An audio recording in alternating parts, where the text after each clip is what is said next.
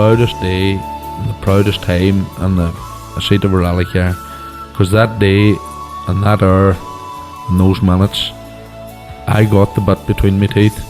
You know, I really stood up and was counted and said, this is not getting away. I remember when we pulled on our helmets and Donald says to me, what are we doing? I said, we're going for gold, Barrett. That's all was said. I can still picture that run.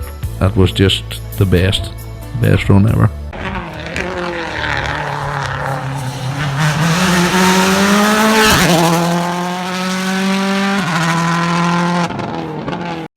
Welcome to Krunching Gears, the Rally Podcast, Season 3, Episode 48. Suppose before we start, can you please like, share, rate?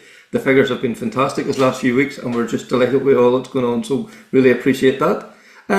Starting to get to that quiet time of the year, maybe not awful lot happening here, but the Acropolis Historic Rally was on last weekend and we had some of our crews out there competing, so we'll catch up with some of them now in a few minutes. And also, you know, we're always trying to delve behind the story, and you know, we hear a co-driver calling notes in the car and all, but we often wonder what's involved, you know, what else is there they do, you know. So, Connor, you were lucky enough to catch up with Niall Burns to hear some of the dark art that goes on there.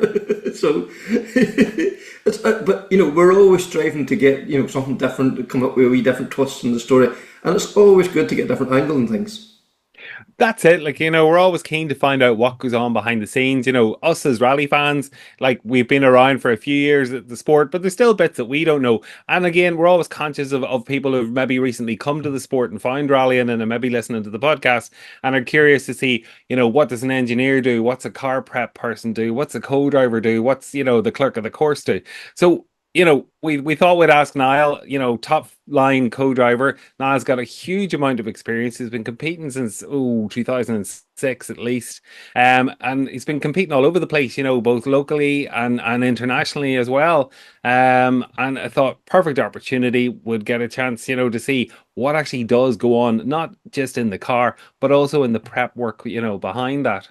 Yeah, for sure. And if anybody has any thoughts or something, you know, they would love to find out how does that work, or, you know, what's involved with that, please drop us a line, you know, like, and we will do our best to, you know, dig and see what we can find, because, like, we love finding out all this new information as well too. So yeah, as I say, quiet week here at home, and the next few weeks is going to start ramping up again then for Killarney Historics. I've seen a couple of the videos for the stage, look epic, you know, so I think we're really going to be in for a real treat. And, you know, looks, well, depending I suppose on the kind of day it is, but like, going to be at least one night stage and one possibly in the dusk and all too. So like, what can we say? It's just, like, you know, haven't seen an entry list, don't know who all's going to be there, but like, everything we hear, like, it's just going to be fantastic. Yes, Roving Para, that's, don't get me wrong, absolutely the cherry on the cake, but, you know, there's going to be so many other battles there as well.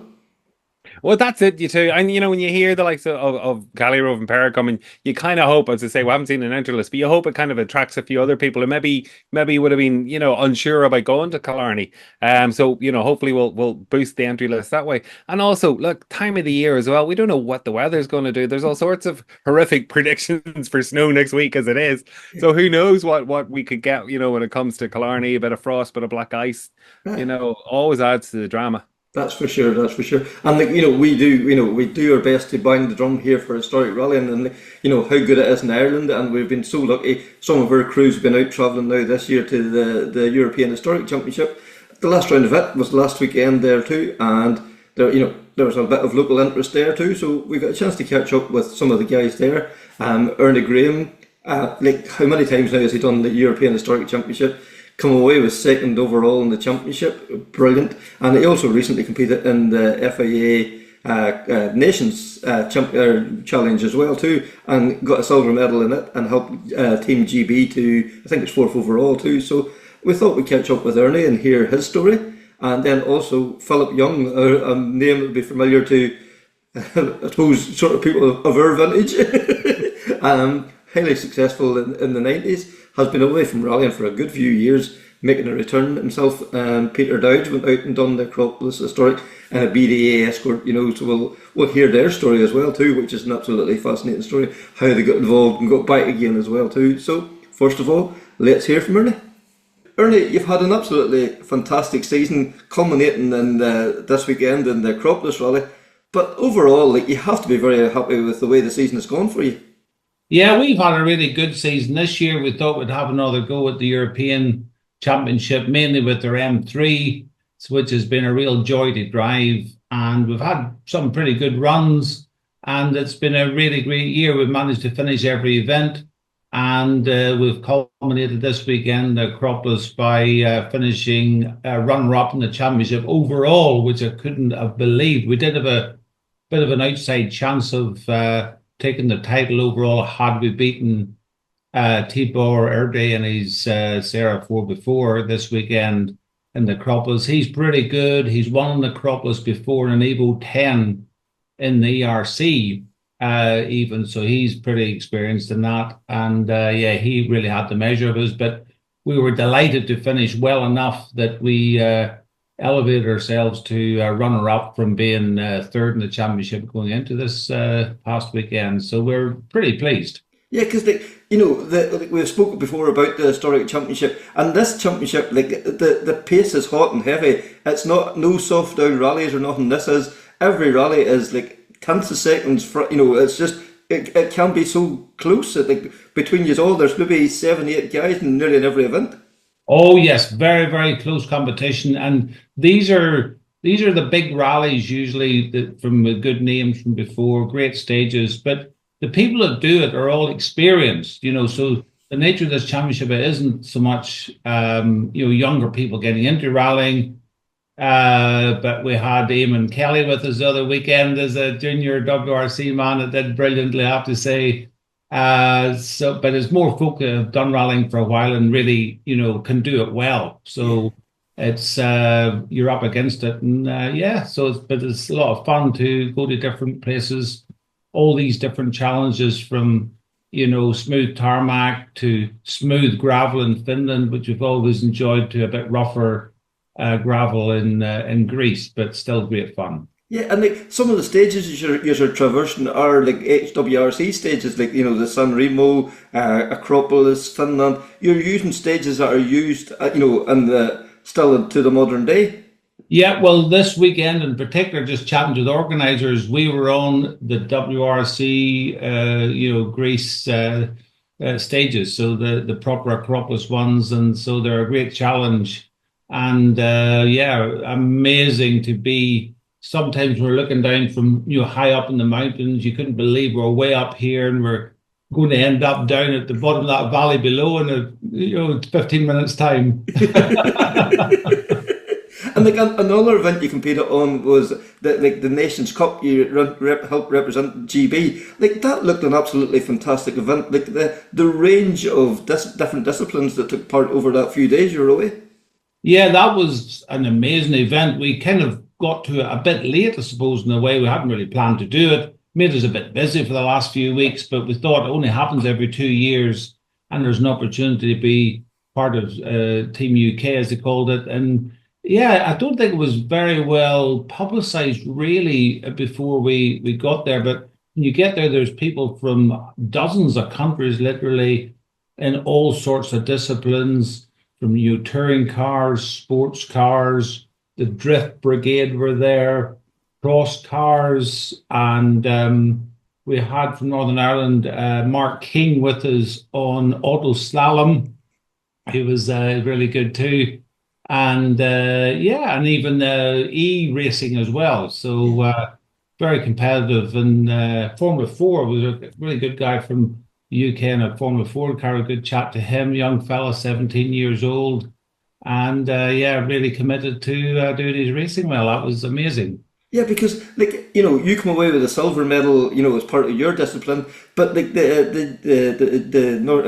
GB team come away. I think it's fourth overall they come away with. And when you see the range of countries, like, as you say, there was dozens of countries there, and it must give you a great heart to see that you're able to go and compete at that high level and come away with such a great result. I was exciting during the day. We really decided to go for the gravel for a bit of a go. I like the gravel rallying. And that was a really full-on exciting day. I thought there's everything we can go for. It must be not every day of the week you can get potentially a gold medal. We were up against Zippo in the quattro that we've been up against all year, and he did have a wee bit of a problem. I think in the first stage he bent some suspension. Still ran, but it wasn't just his normal pace. Dropped a wee bit of time.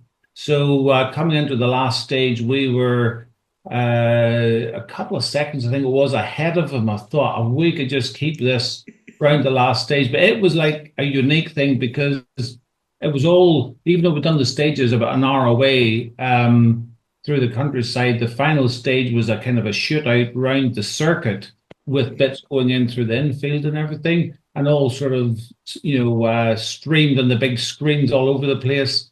So there we were, this shootout, 4.7 Ks, I think it was. Can we stick with the quattro around that? So we gave it our best shot, but he did pip us by 2.1 seconds. Yeah.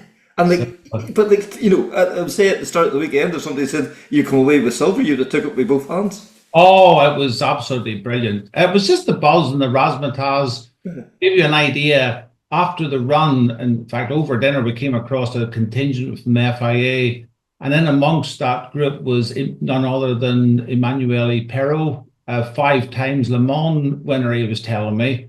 And he was commenting, he was watching us on the screen and said, "Oh, you're really tidy there." So I thought we must be doing something okay. Yeah.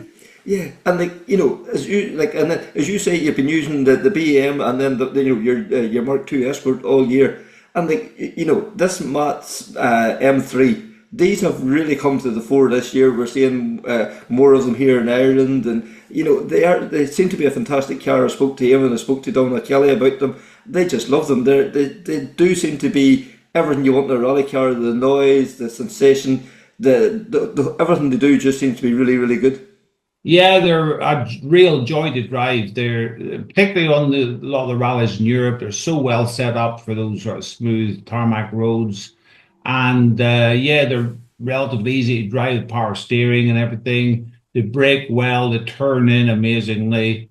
Mats van den Brand, that we all work with, has done an amazing job on the 50 or something of them that he's already built. And he's all the time, he's fine-tuning them more and more. So I think there'll be probably a good part of the European historic scene for a good while to come. Yeah, and your result at the weekend shows a well-driven Mark II can still, mix it with all these different, variations of historic cars. Yeah, we were thinking about converting the M3 to try and make it work in gravel, but then we thought, well, we've got the Mark II that we love so well, so we thought we'd just use it on gravel events instead. So we took it up to Finland, where we actually won the HRC this year, which was brilliant. And then this weekend in Greece, we thought we'd roll out there again, and it was fantastic. Yeah, and another UK competitor, Sambo Collins, won the event overall as well too. So it shows that the club competitor in the UK can go and compete against the best in Europe. Oh, Richard and Sam were amazing at the weekend. We were very proud of their performance. They ran faultlessly the whole weekend and outcompeted the Sarah 4x4 that ultimately won the championship overall. So we're really impressed with them. Mm-hmm. And for you, rallying is all about the family experience as much as anything else. Previously you've had your wife co-drive for you, your son, but this year your daughter Anna's been in with you. I think it's brilliant to go and compete in these rallies, but to do it as a family must make it even more special. Oh, for Anna, she's absolutely loved it. She's gone this evening. We've come back home there and found a photograph of me and her in 2005 at the finish of the Acropolis Historic Rally. It was the first year we did it. We finished second. It's one of my memories. We lost out by 10.7 seconds after 3 days of rally. But we have the picture of Anna, me holding her as we received our award back on the Acropolis at that time. So I think she's about to, or maybe already has posted that, in contrast to her and me standing on the podium this weekend again, 19 years later. Yeah, and like your wife Karen, she finished, was it sixth, I think, overall then at the finish up as well Yeah. too? So my friend James Potter, we've got another Mark II that we were able to acquire there during the year, fun enough, at an auction. And so we thought it was easy just to have him come and drive it. And one thing led to another, and Karen ended up co-driving for him at the weekend, which was fine. They had a really good time. The only problem was on a couple of stages, they were quicker than we were. You're going to have to find some way of slowing them down. But overall, we did pit them. So I don't know why James went so well in those two stages, whether it was his co-driver or the good pace notes that we'd given him. You're going to claim the credit one way or another. Yeah, so we have a lot of fun. It's really good to be there and have a bit of fun between us all. Yeah, and this year, in particular, seeing quite a contingent from here, the island of Ireland, travelling out to the events as well. Is it nice to have voices like that you can understand, and maybe people travelling out and seeing how good these events are. Yeah, it's amazing when you end up in all these far off places, and then people close to home. There the weekend we're coming out of the stages, and there was Stevie Whitford standing, giving us a wave as we went past with a bit of a sweat on, So this was fantastic, and I can't remember the name of the fella he was there supporting. Anyway, Phillip Young. Phillip has Phillip Young, that's right. 20 years. Yep. Yeah. So Phillip and his co-driver Pete Woods. Pete, he was. Yeah, they were having a really good time too, and it was their first foray, so it was good to support them and give them the best advice we could. Yeah. I can think, everybody I speak to say, whenever you go out to do these events, Ernie, no matter what it is, Ernie will have an answer to it, and you are really good at helping people out that, maybe their first time travelling out to these events, or they're unsure of something. You're there to help. Yeah, well, we want to try and do the best we can, because it's a real adventure for folk, and it's just folks. I suppose they think it's harder than it really is. So in a way, the events are a rally wherever you are. It's just different terrain, and getting these events in Europe, it's just taking a flight and a bit more diesel in the van to get you there. Ultimately, maybe some paperwork depending on where you're traveling from, carney wise and stuff, but. It's a really good challenge for folk, and just to see something different and to compete with a probably wider range of cars and people that doesn't necessarily speak your own language or whatever. It just makes you feel it's a bit more exciting.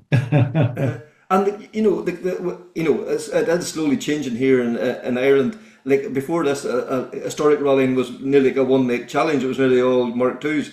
But like when you go out to Europe, the range of cars is just unbelievable. You have, Group 4 Quattros, Lancia 037s, Group A cars, and like with the new regulations coming in next year, there's going to be probably open it up again. It must be like for a car lover's dream, but it just must be so exciting to see all these different cars. Yeah, there's such a wide range. When we first started doing the rally nearly 20 years ago, the tarmac ones was dominated by Porsches. Now there's still a lot of Porsches there, and they are quick as well, and they're still as quick as anything in Europe. But the range of cars has widened over the years, as we discussed already, with the M3s coming in. But then you have always the odd Stratos, as you say, the Fiat 131s, or all these different cars, Alfa Romeos maybe. It's very, very good. It's definitely different to the Mark II one-make challenges that we might think of at home. Yeah. So, like, you would, if anybody wants to go over, the European Historic Championship, it's not scary. Go and give it a try. I would say definitely go and give it a try. When we first started doing it, that was sort of pre the internet and everything. I suppose 20 years ago, it was only in its infancy then. I remember you faxing off the entry form. And on quite a few events, we never even had an acknowledgement from organisers. We just turned up, and thankfully we were on the entry list when we got there. That's actually true. I remember that a few times. But now obviously everything's so transparent. It's all online before you go, and yeah, it's a lot sort of easier, and also the organisation of it now is a lot stronger.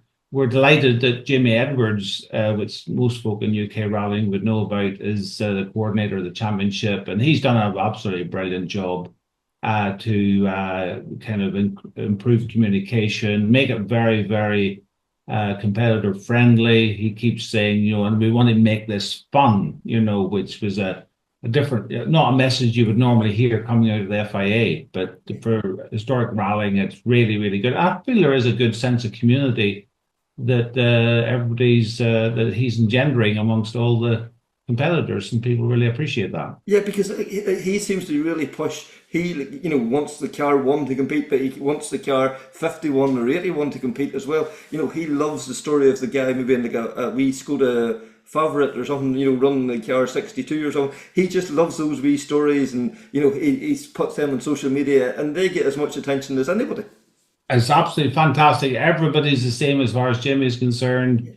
And he's created a few even trophies and stuff. So he's got the 1600 trophy, he's got a front wheel drive trophy, and in addition to the normal categories. And then he also created this idea of an overall award, just forgetting what sort of car you're in. So that's created a real good focus, but not to forget the folk in other categories as well. That's for sure. Well, Ernie, it's been an absolute pleasure chatting to you, and hopefully we'll see you back here in these shores before too long as well.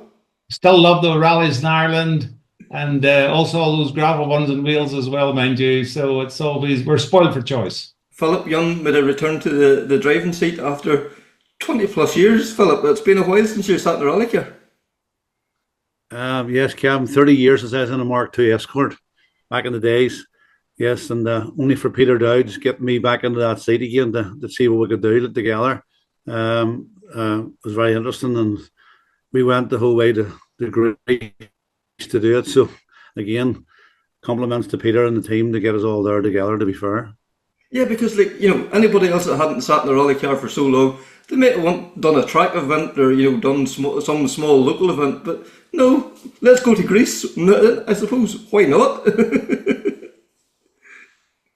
Well, we ended up going to Greece. We were supposed to go to San Remo, but the car wasn't ready for us to go to San Remo, and we decided that we would do the last 2 rounds of that historic rally championship, one on tarmac, one on loose. Mm-hmm. But we got the car, and then we wanted to change the car from left-hand drive to right-hand drive, just for ease of me, basically, of more than anything else. And then we just ran out of time with work, and Billy, who prepared the car, had a wee bit of an illness, and he got caught up with that as well. So the time didn't go our way. So we only end up left that we could do Greece. And I wanted to get back onto the loose again, where I felt the most confident in, to be truthful. Yeah. Because Peter, this Greece is renowned as a car breaker. It's one of the toughest events in the WRC, and you were doing those stages the same as the Rally 1 cars. It wasn't the most simple event to go and chase your dream. No, definitely not. If you'd have seen the first stage now, Kevin, you'd have all been laughing, because I think it was about the first 20 corners, I couldn't get the pace notes out for Phillip, and I told him to drive it blind. But we soon worked it out. I haven't co-drove in, 12 or 15 years, maybe more.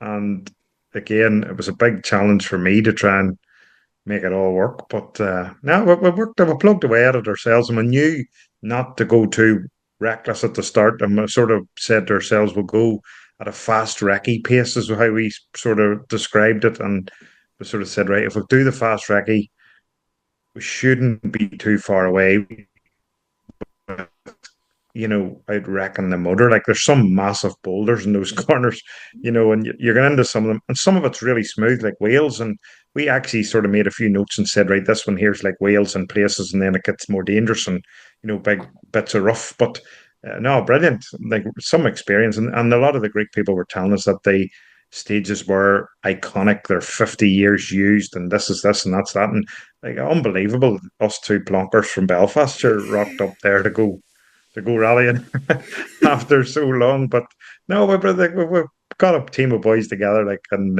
we all went, and with big crack, Yeah, Pete, you sat with Philip a few times, like, in the mid 2000s, and but this was him going back, like, and after being so long out of the car, it could have been, like, not a risk. It could have been like a real lottery. It could have been, it could have been disaster travelling out all that far. But as you say, you made it work. You done the rally at your own pace. You didn't get caught up in any madness. Well, if we had asked everybody before we left, everybody thought we were going to wreck it. So I guess we're done pretty okay. And yes, I have to say I was a wee bit apprehensive at the start. Now, like, I was trying to talk my brother into doing it, and sort of trying to talk Philip to sort of say, listen, let's get Stevie to do it. He's the navigator, not me. But he then said if I didn't navigate, he wasn't going to go. So I had to go. I was backed into a corner and we had no choice. But I'm glad I did now, because honestly, it was an experience of a lifetime. And to do those stages and the result we've got, sure, it was a dream, a dream comeback. But the big man held on to it all right, It was, and when it all clicked and we got a seventh fastest time on Sunday morning like that. It didn't get any better going down there. We reckon we could have had a wee bit more pace in places, but like, when we got going, it was good, and you couldn't fault it. No, I could feel it. Like, what was, like, it was a weekend of of relearning everything: how to make pace notes, how to listen to pace notes, how to drive to pace notes. Like, it must have been like almost starting again. We actually done that on Saturday. We spent our day learning Saturday, and then we found our pace. Plus, I had to get used to the back first gear in the ZF box. Yes. To get used to that as well in the car. Coming into the corners and stuff. And then obviously you're coming in lines and trying to keep the car straight as possible. And so it's a learning curve from the start to finish. We both knew that from each other, so we give each other the time to get ready with the notes, and obviously for me to get my driving brushed up as well a wee bit and stuff, and then trying to up the pace slowly but surely as we went along the day of Saturday, and then obviously the night stage on Saturday night, which was a bit daunting, but it was very good. I enjoyed it thoroughly now. Yeah, and by Sunday evening, was it all starting to click back in again? Was the old feeling starting to come back again? I think we clicked after we had got the rest of Saturday night, and we on Sunday morning, the first stage, we clicked on Sunday morning after we'd had that basically days of practice, I would say, in my eyes, and we came out with that stage. We were fifth quickest on that Sunday morning round, which seventh, fifth in the class or something like that. I'm not too sure, but anyway, we were done a good time, and I'd say to Weavy at the end of the day, he's like, we're not just competitive enough here. And then they'd say, well, you just set a very, very quick time. And after that, then it really clicked on after that, basically, didn't it, Peter? And the stages got good and flowing, and got the confidence back a bit, to be truthful, like, as well. Mm-hmm. Yeah, because, Kevin, the boys. Go ahead, sorry. Yep. I was going to say the boys didn't want to tell us the time. You see, they were all trying to hold back, because I reckon if they told us the time, we were going to up the pace even more with the risk of bigger damage. So it was a case of, will we tell them or will we not? But we soon decided, listen, we need to know what the crack is. So it was good. Yeah, because the historic championship, like, this is not guys out for a Sunday run. This is really experienced crews out and pushing hard. And to be in that top 10, setting times in that top 10, it's a great achievement after being out of the seat for so long. Yeah, the guy, what do you call him, Pete? Ernie Graham, Ernie Graham. That was his fifth time doing the event, he told us. Mm-hmm. So he was well experienced with the event. And them stages, the local guys who were very, very good and very welcoming to us, and really pleased to see us coming to the event, which was nice. And they were talking as the beginning of the stages, and they were saying that They were on them stages, 3 weeks ago, Pete, wasn't it? And some Yeah, national event. 3 weeks ago, the national rally was run over the same stages. Yeah, so they had already their high speed recce done as such, like they were in the groove. They knew exactly where they were going. Well, That's they definitely it. knew the stages. The guys did say that, and the one guy we spoke to, didn't we, Peter, at the next stage, he actually lived in the village we started off in. So there was a lot of local stuff there, local talent there as well, like, you know what I mean? But it was good to be getting in the mix with them and then comparing yourself to them guys. And it was nice to be able to see that we could set the times basically if we wanted to do. Like, but again, down to Peter and the team getting me there and making sure everything's there. And the car there and getting everything prepared was fantastic. Like, and the car was brilliant. Like, the car was just fantastic. Like, it never broke anything. It never had a hiccup. Nothing at all. Everything was perfect.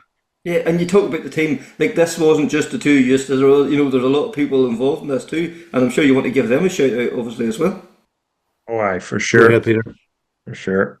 I well, Ken, we brought whenever Philip sort of mentioned to me about rallying, about doing a rally, but within 24 hours we had a car picked out because I knew we'd strike while the iron was hot, and got Weavy on the case, and me and Weavy were over in England and got a BDA bought that week, and say he's sort of been very instrumental in setting the project up and getting the thing right, and with his bit of experience and all that, he knew the bits to get and all what would to do, and we then brought Kieran Coyle across with us then, because obviously Kieran, yourself, Kieran, top mechanic, Yeah. brought him with big Andy Calderwood, poached out of McKinstry's, and young Taylor Gribben came, like he'd been working on the car with Billy Muskelly to get it prepared, so we brought him along, and then my brother came out as well. Stevie then was out with us, and the best thing about that rally is you're allowed to bring back chase cars, and I mean the boys are used out in the road, and again going back the way it was, it's fantastic. To see all cars lined up with parts in them, boys working on cars at the side of the road. Sure, that's the way we were brought up with rallying, and it's, to me, it's the way it should be.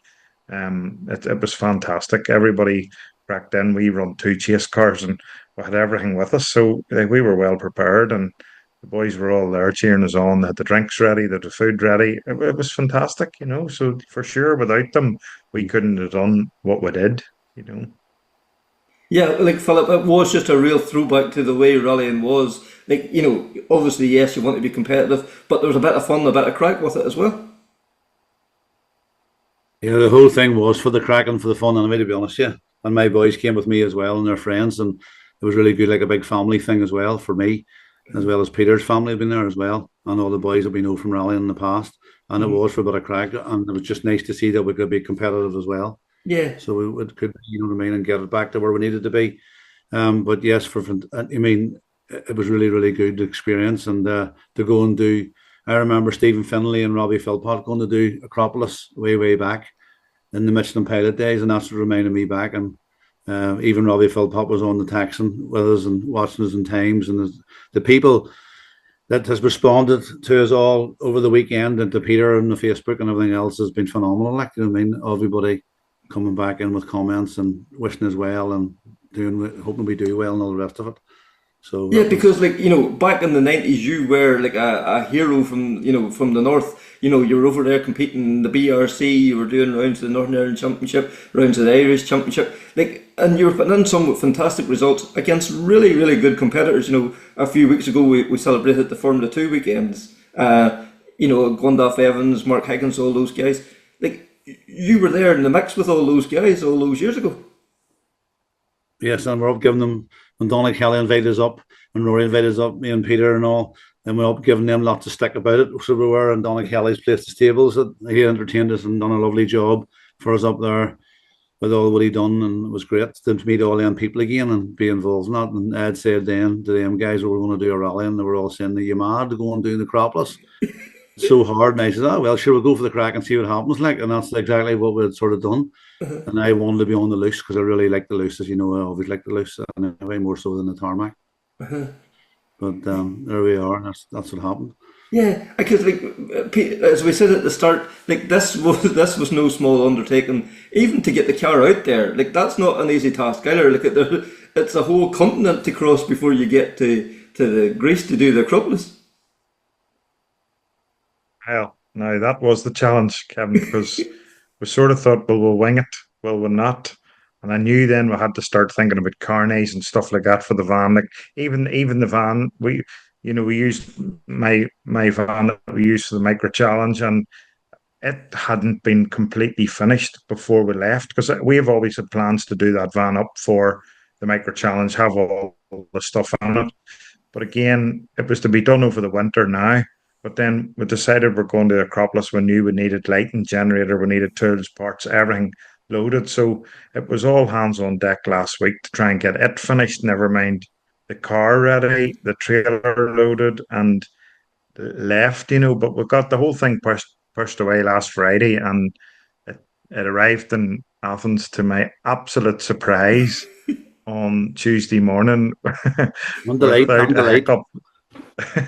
Whenever we heard it coming off that boat now into Greece, now it was a massive relief that we got it there. And as I say, it's actually all on its way back now, and Big Andy's on his way back with it. And so to just get there, complete what we were doing, and now obviously it's all on its way home, it was madness. But yes, as you said earlier, most people would go up and do a run round Akadui or Shackleton for a bit of a run, but we thought we'd go to the far end of Europe just for the crack, But that was brilliant. You couldn't not do it. Now that we've done it, would it go back? Yes, I would. Would Philip go back? No, he won't. He said he's retired. He told me today he's retired again. Retiring again. A week away from work. So another 20 years, Philip, before you're back. But maybe, but then I'm 60 now, so I'll be 90 then. So I'm going to come back again. Who knows? I don't know what I'll do, to be honest. I don't know. Peter's at me to do some more, but I don't know what I'll do. And with other commitments we have, and then we're not so sure what we'll do. But yes, the car's been fantastic, and the car's great, sir. And as we know, it's extra Wiley's car anyway, and it's basically brand new, so it is. And Billy's done a super job along with all the boys, and Weavy looking after everything, and all the boys at the weekend were fantastic. You couldn't ask for better. It was a fantastic fun weekend, and it was just nice to come away with a decent result as well. And did it create the buzz again for you? That whenever you pulled on them belts, did it sort of reel in the years for you a wee bit as well? It definitely did, for sure. When you found out that you were actually when we started to go well on the Sunday, for sure, it makes you realise then what you can do. And them boys are not going slow, like they're definitely all going hammer and tongue at it, as well. But when you got the stages, and the stages really flowed for you, and the notes flowed, then that's when you get the fun out of it, and the love of it, which we all never lose, to be honest with you. Yeah. And any rallying, all rally drivers, and Peter rally driving himself now, so he knows what it's like as well. From the driver's point of view, never mind from an average point of view of mine as well. Mm-hmm. And would you consider the buzz is definitely there for sure? Yeah. And would you consider maybe doing something a wee bit closer to home? Would it be nice to go back and maybe do something like the Bushwhacker, or even some of those events that you would have competed in back in the day, or or would you like to, now that you've sampled Europe, would it be something that you would look at maybe going and doing something even across the water? Or I would like to. I would probably go and do something in Wales, because them stages in Wales are classic. The big fast flowing stages there, or something like Graysdale or something like that. There, you know what I mean? Maybe next year or something. See what happens. You know what I mean? Definitely a forest thing. Tarmac, not so sure I would actually want to go and do it. Might do it, don't know. See what happens. You know what I mean? But preferably more for me to loosen to see what comes out of that historic championship next year. We were talking to the guy, and he said that there was new rallies coming in it. I think, isn't there, Peter, from next year? So there is. So we'll see what those rallies are. We're wanting a couple of new rounds, I think, or whatever they're going to do. They'll release it soon in December, whatever it's all going to be. But Barney Mitchell was on the night again, just telling me that the first round there's a few Irish boys going over the St. Patrick's weekend. So who knows? But again, it's tarmac. Maybe Philip will navigate and I'll drive this time. Yes, that would be fine. I'd be happy enough with that. We'll maybe take the micro. But Pete, I suppose for you, like yes, Philip's a good friend, but like he must have been like a hero whenever you were, in your youth, watching this guy, how he competed against the best of the best, and like to sit alongside him in such an iconic event, that must be pretty special for you as well. Philip and I have been best of friends out just 35 years old, and I've always been sort of tagging along with him when he was doing the rally, and from the days of the Sunbeam and the Mark II escort days, and picking him out of the ditches and stuff. So whenever he told me, right, we're going to go and sit, I I was a wee bit apprehensive because I know his history, but as I say, it was brilliant. We once we got it through to him to say, listen, this is a dangerous place. We're going to go at a pace. And I knew that he was listening. Then I was happy enough. But I have to say now, I was apprehensive going into that dark stage on the Saturday night. But we got through it and we pushed on then Sunday. But no, it's brilliant. Like, and he's probably cursing me for getting him back involved in rallying. But because he was always one to say, I'm not getting sucked into rallying. But listen, we're here now. We'll have a car, we'll have a trailer, we'll have a van load of spares. Maybe we'll put it out here now that's for hire. If somebody wants to hire, it can be hard, sure. And I suppose before we let you go, Pete, is the other thing we should say, the recent Cambrian stage rally you're over at, and you had a wee bit of problems with the micro. She tried to go on fire, but you were carrying a fire stick, and I spoke to Frank Kelly about them previously, and he just thinks the best thing that was ever put into a rally car. You were so grateful to have yours in the car that day too.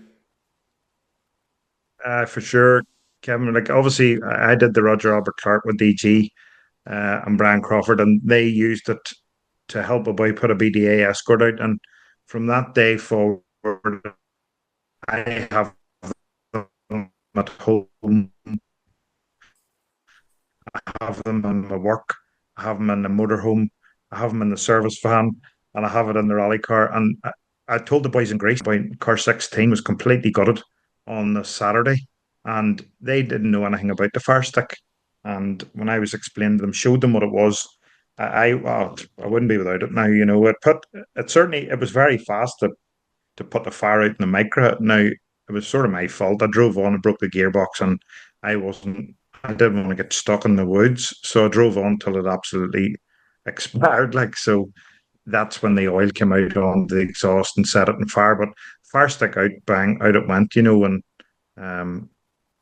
I had to try and go to the Cambrian to get my license upgraded to be able to go to Greece. So that's the only reason we went to the Cambrian. It was all a bit of a rush and that, but now we got doing both events. Obviously, I have a gearbox to fix now, but we'll see what's next, Mm-hmm. So basically, watch this space, and there could be the escort could roll out again now. Hopefully, not before too long. We don't have to wait another 30 years. Not before Christmas, anyway. Not before Christmas for me. Anyway. I think somebody said to Peter the other day, get Philip down to go and do the Killarney Lakes, which is what, in a week's time or something. Yes, is that right, Peter? Couple of weeks. Yeah. Thank goodness I'm away in America. Thank goodness. I know. John McLean. It was actually John McLean texts me and says, get the yoke out the Killarney Historics in a few weeks, get a late entry in. But I'm trying to tell Philip here he should do the Turkey Rally there at the end of Christmas for a bit of a run round Shackle. Yeah. But, we'll see. Get his love of tarmac going again as well. But you never know. Like, that would be an easy event to do for sure. Compared to the Acropolis, anyway, that's for sure. It would have to be simpler. And I suppose, Philip, last question to you then. Like, you said you had the boys out with you there as well. Like, they probably never seen you rallying like this. Was it nice to take them back and show them what you used to do? Yeah, well, my two sons and Jack and a brother, each best friend out, Stefan and Scott as well, and they were about and seeing what we were actually doing, and the videos they had of us in the cheer, and they bought this air horn, and they were pumping that air horn all the time as we went by, and it was phenomenal to see them actually. They were delighted to see me coming at the speed down the stages, like against other people, and they had never seen that before, like. So it was brilliant for them, wasn't it, Peter? And they loved it, like, for sure. Well, I think they're bitten now. They're wanting him to do more, and of course he's retired again, Kevin. So I don't know. We're going to have a wee chat. You can't deprive the boys. Come on. Listen, if I get the boys together and we all say you're going, he's no choice. Two other girls look after as well. Two other daughters look after as well. Like, so they want to come now and watch now as well. So that is a problem. Yes. Thanks to Phillip, Peter, and Ernie. Always great to hear the stories. And, as Kevin mentioned, we're always interested in what's going on in the historics as much as we are in the modern stuff. As mentioned earlier, we're always curious as to what goes on behind the scenes, and, the role of the co-driver. We often just get the image of, pace notes being called from in-car footage, and that's all we ever get to really see that a co-driver does. But there's so much more goes on behind the scenes, and we thought, what better or how better to find out than actually ask, a co-driver who's involved at all levels of the sport. As I mentioned earlier, we spoke to Niall Burns. Niall's been competing for, almost 20 years now as a co-driver. He's competed locally. He's competed in GB, done international events, and he's done a WRC event. So we thought he's got such a broad range of experience. He'd be the perfect person for us to chat to. Niall, you've been co-driving since I think around 2006, and you've competed in, at home in the UK, the States, in Africa, in Greece, Belgium, and Qatar in the Middle East as well. So, you've had an opportunity to experience, I suppose, a wide range of events and a wide range of sitting with drivers. But for somebody who's maybe thinking of getting into co-driving, or maybe somebody who just wants to understand a little bit about the role, it's more than just reading the pace notes. Yeah, 100%. Like I'd say that doing the pace notes and time cards realistically is probably 40% of our job. From the minute that, you're going to an event and regulations are published, entries open, like that's really much when the co-driver's role starts.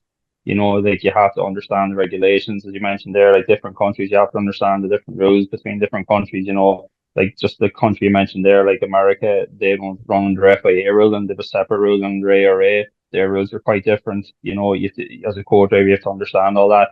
There's no point on an event asking a driver, like, he's just going to go, well, that's your side of the car, you have to worry about all that, and it's often things, as a man told me before, it's just, it's office management, more or less, from regulations to rules to planning. That's all the co-driver's role as well, on top of pace notes, So really, the job starts well before an event. Oh, 100%. Like, for example, now we're preparing for the Killarney Historic Rally at the minute, which would be my next event. Regulations are online now, entries are they've just closed, so making sure an entry went on time. Again, we get out the regulations, okay, we need to find out where the HQ is, we need to find out what type of stage mileage it is, okay, what day of the event, obviously Killarney's on a Saturday, people need to be made aware of that, the time of discharge schedule available, right? What stages are being used this year? Have we got pace notes from them from previous years? If we do, dig them pace notes out. Have we got onboard footage from previous years, right? Can we use that? Look over notes, start to prepare. So from the minute the regulations go out, you start getting ready for the rally. So I'd say most of your hard graft is probably done before you get in the car and even head down, And I suppose the one piece everybody's familiar with is, the pace notes. And from talking to co-drivers, we hear, I suppose, about the increasing workload, particularly it's not just making the pace notes anymore, but it's come back over them with the in-car footage, in preparation for the rally. Like, how much time is spent on that nowadays? Quite a bit. And, God rest him, Craig Green would have said, like, he would have used the pace notes just as reassurance because he would have tried to memorize the stages, and he probably had fantastic memory. I think Craig had a photographic memory, he would watch and watch and watch the video. So any of the co-drivers that were with him were just kind of reassuring him that was there. But things have gotten so fast and so competitive this last number of years, and there's more and more modern technology coming into play. And you have to use it to their advantage because your competition is going to be using it to their advantage. So you need to put in the effort. Like, obviously, coming up to Killarney, you start now, for example, like we know Malls Gap, okay, we know Ballacbeema, we know Carroll Lake, we've done them previously between the Rally of the Lakes and that. So we'll dig out the onboards, we look up. Kilcummins is probably a stage that's going to be new to us. Maybe Johnny might have done it a couple of years ago. I haven't actually competed on it with him, so that's when we're going to have to try and find on board from previous runnings of the event. So that, again, my job it's more or less assumed by Johnny now that I'm going to go on YouTube, right, find the footage of that stage, send it on to him. We'll get familiar with that. So by the time we get down and do the recce, we can already piece together the stage, or we know corners and stuff like that. So it's all really helps us then when it comes to the recce and even making the pace notes.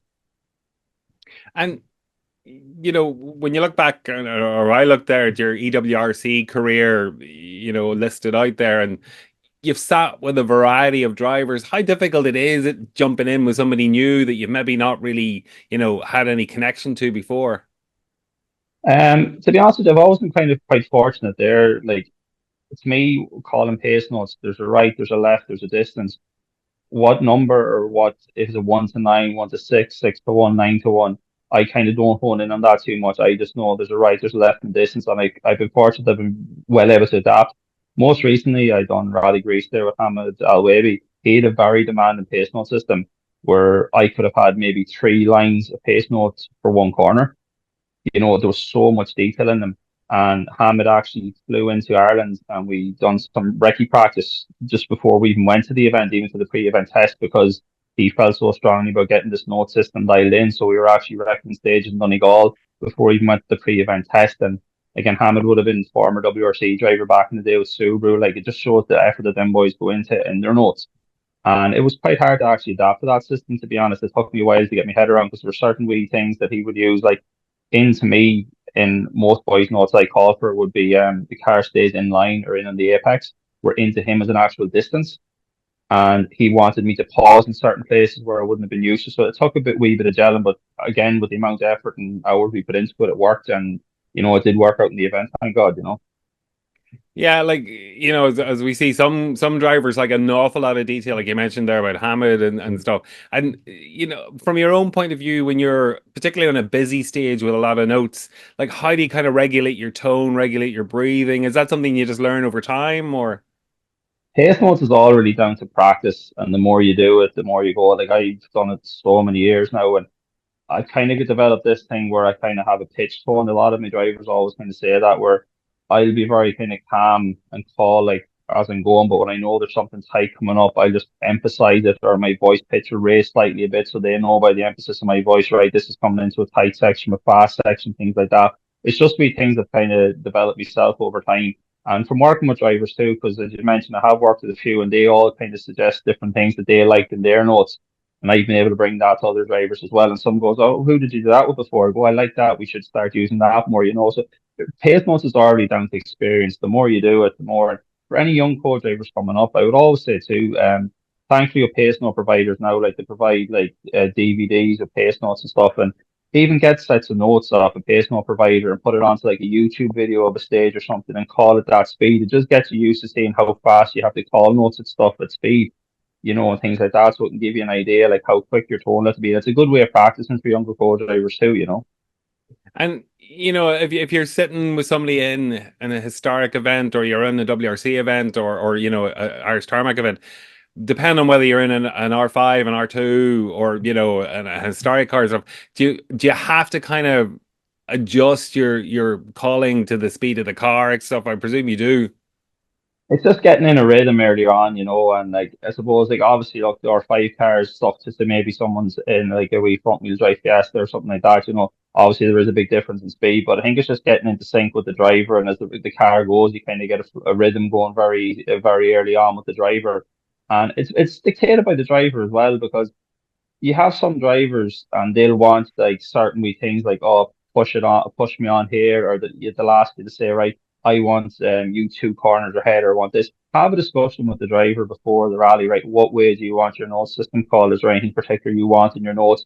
And have that discussion. Like, anytime, I always find boys is watching onboards and they're going, oh, maybe Niall should have pushed him on there, or maybe Niall should have said this, Niall should have that. When it comes to the rally, I only call what's on the page, and I only call what the driver tells me to call. We've had this discussion before the rally, and I'll only call exactly what I'm told to do. I won't add anything in on the day out of surprise or anything like that. It's just because I know, for example, like Johnny Greer, if I put in a word that we didn't discuss on the rec, he'd probably stop the car and tell me to get out, like, unless it's on the page, he doesn't want to hear it. So that comes to just having discussion with the driver, and then the rhythm then obviously from the car. Again, it's more down to experience, but after a couple of corners, like from changing say from R5 to car, you get an idea for how fast the car is going, and you should be able to adjust your calling from there, you know. And based on the experience and the knowledge you have, when you are making the pace notes with a driver, particularly maybe a new driver, would you ever disagree is probably a strong word, but would you ever say to him, look, I don't think that corner is a 4 or a 6 or a whatever? I always think back to the time I done a rally, the Rocky Mountain Rally with Nick Roberts in 2015 in Canada. I was drafted in last minute, and it was actually, I didn't realize at the time, but it was Nick's very first time to write notes. I was brought in so late, and literally we had no time to pre-event recce or anything like that. It was straight into the recce. So the first time we sat together was writing, and he was writing pace notes for the first time. And it was such a hard task to do because he still wasn't sure exactly what he wanted. I still wasn't fully sure of his pace note system. And it was so hard. And we did have a moment where we went off the road. And I remember the boy, Canadian quarter, said, oh, that corner, that corner. But like they had known these stages, they'd done the same stages for so many years. I didn't know enough about them because it was so last minute to give my input, which made it difficult. But on the rally, like sometimes we were writing notes. The first pass, you kind of let the driver call the notes. Second pass, then sometimes you go, I don't know, maybe a wee bit too brave here, or maybe did you see this here? So the second pass is probably the most important part on it, you know.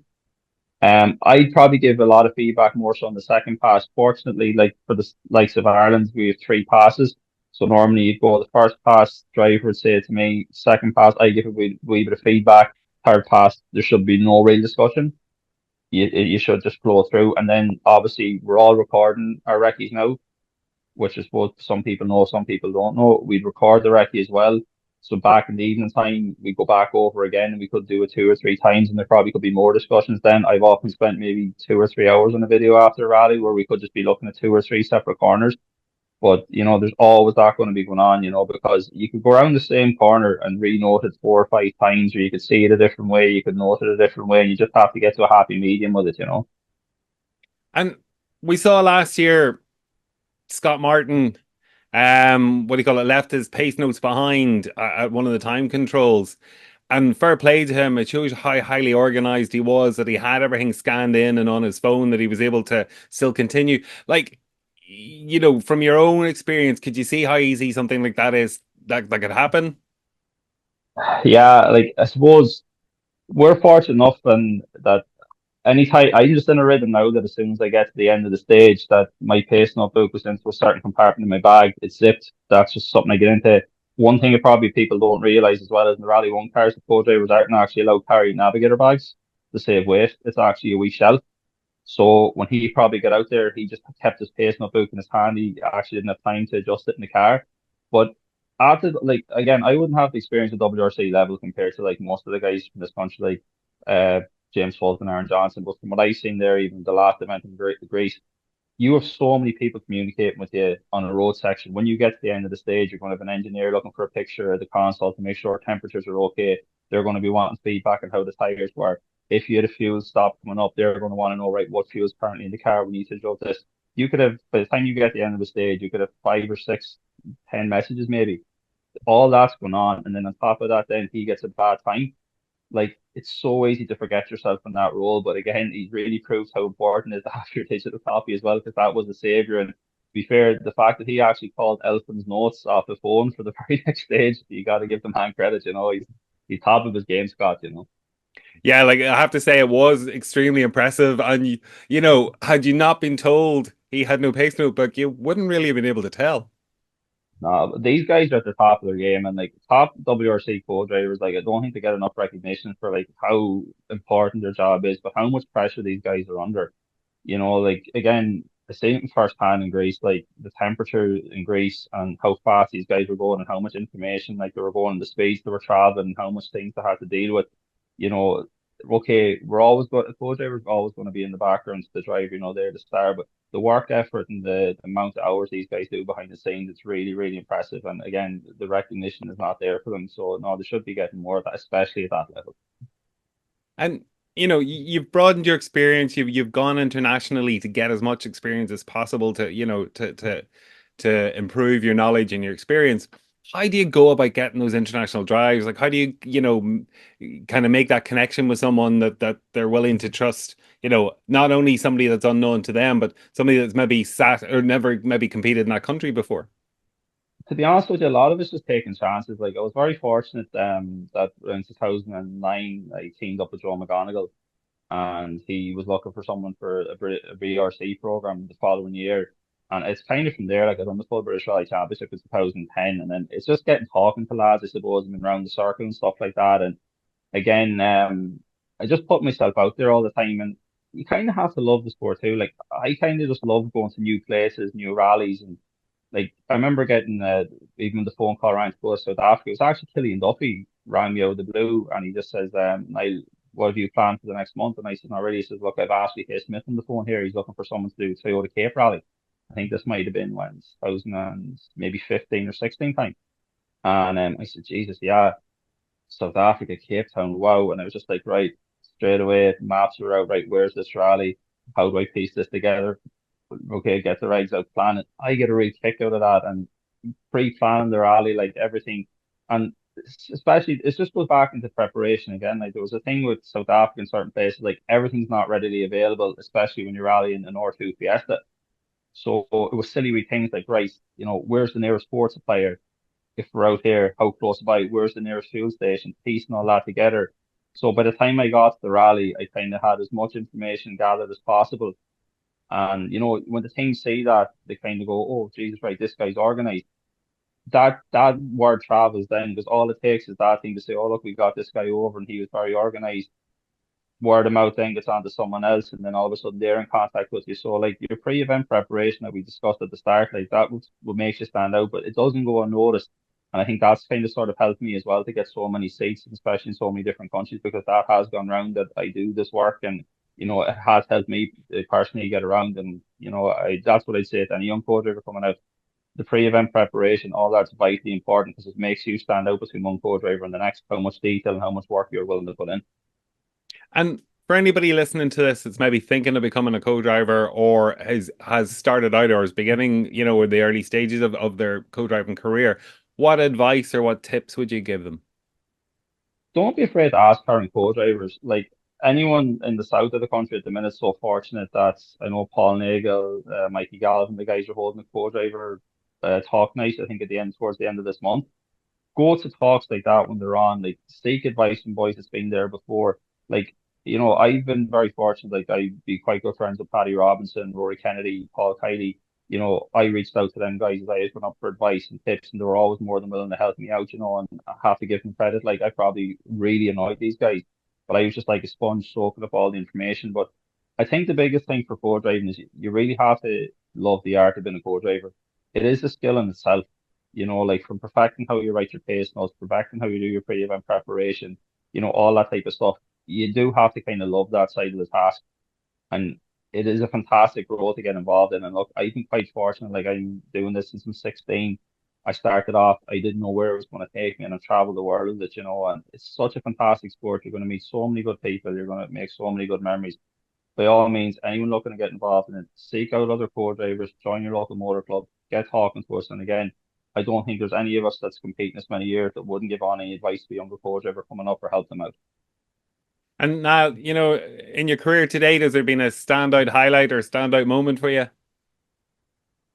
Um, how do I say this without not kind of mentioning certain drivers? But I'd have to say 2021 with Gary winning the four titles. Like that was a big, big year, obviously we're just coming off the back of COVID and we didn't know what was really going to go down. It was such a condensed calendar. And then Gary just texted me, said, look, do you want to do a couple of rides? Because we and Gary actually hadn't competed together since the Future 2-Way Cup in France, I think in 15. And we made this deal happen quite late. And then all of a sudden, okay, like I was obviously in Donegal here and I'm doing a program all through England. So every weekend you're over and back to England, and you're trying to plan in between and trying to get entries in and everything else. And it was such a mammoth task. But when we got to rally nuts and we got in and we were like, right, we can win another two championships here and get the four, just that freedom we come off the last stage and we got the Welsh Championship, I think by 1 second at the time. It's such a standout feeling. But between that now and actually doing the Acropolis in Greece too, I have to say it was probably a big moment there as well, because was probably one of the more demanding events I've done. It was again getting the opportunity to sit with someone like Hamid, like from his former WRC years and stuff, and getting the asked to sit with. And again, I had to step in for Eva Miner, who was actually a co-driver I would have looked up to back in the day. She would have put up YouTube videos years ago that I would have watched and co-driving. And then all of a sudden I'm, talking to her about her pace notes. How do I, what does this symbol mean? What does that symbol mean? So I could rewrite her pace notes, and it was just so surreal. And I think they're probably the two standout moments, but the top one had to be with Gary and winning them 4 titles. And going to Greece, did you do any pre-event prep with regard to the heat and the physical conditions you were going to be facing? I did. I had a kind of fair idea of what I thought I'd be going into from obviously sitting in the Middle East and sitting in South Africa, but it was tough now. And I do a lot of physical training as it is, like gym work, running and stuff like that. But no, I was really taken back by how warm it was over there. And we had a regroup in Loutraki on the Saturday, and I got out of the car and I was just my driver, me, and like each one man, and he was struggling. So I was just like, right, I don't feel as bad. But when I looked around and I seen like even Sebastian Ogier and all the guys with ice packs and this, and they're all struggling, I was like, God, thank God, because it was brutal. And there were so many punctures on the rally. I remember at one point Saturday morning, we had to stop to change a puncture. And we got out and literally the jack sunk into the ground. It was a bad place to stop. But the sweat was so bad in my eyes, I couldn't even see where to put the nut gun into the nut and the wheel. It was that warm. And like you're trying to stay on. Thankfully, like we had a top class team at Racing 7. They were used to these type of conditions. They were giving us gel packs, they were giving us plenty of water, they're making sure we're hydrated. And I have to give the guys credit. We had a team coordinator there, Jacek, and I owe him a lot now because he really kept us going there, like with nutritional advice and drinks and stuff. And you do need that in them events, but boy, it was brutal. I'll definitely probably spending more time in the sauna to prepare if I go back to that event again, I can assure you. And Niall, for you, I can only presume the enjoyment is there no matter what you're competing in. Like we saw you come back from Greece, sitting in what do you call it, a Rally 2, and stepping into a 208 in the Harvest. Yeah, well, I suppose it was my son's godfather as well, so I couldn't really say no to him later. Like, but look, I just love calling pace notes. I love co-driving, and at the end of the day, like no matter what you're strapped into, when you go off the line, you're calling notes with a good driver. If you're not enjoying it, forget it. Like you just need to love rallying. You love to be getting down the stages, and like Donegal that day it was with a good friend of mine. It was stages close that I could actually see from my front door. They were cracking stages, and again, as I just said, if you can't enjoy going down Tarn Hill in a rally car, no matter what it is, calling notes, it's game over. You need to love what you do, and I think that's what I've been fortunate with so many years. I've just loved what I've done for so many years, and hopefully now will continue for several more. Just hopefully the wife's not listening to this, because if she is, I'm cutting back. Not going to be doing this. So appreciate there, Niall being so frank and honest with us there and giving us all those details. So great to hear from that. And as we said at the start, please, if there's anything that you would like us to look into, investigate, give us a shout. We're more than happy to listen, and we will do our best. And can you please like, share, rate, subscribe? As I said, it makes all the difference, and it has been making a difference over the last few weeks. So until the next time, take care, speak soon, and bye.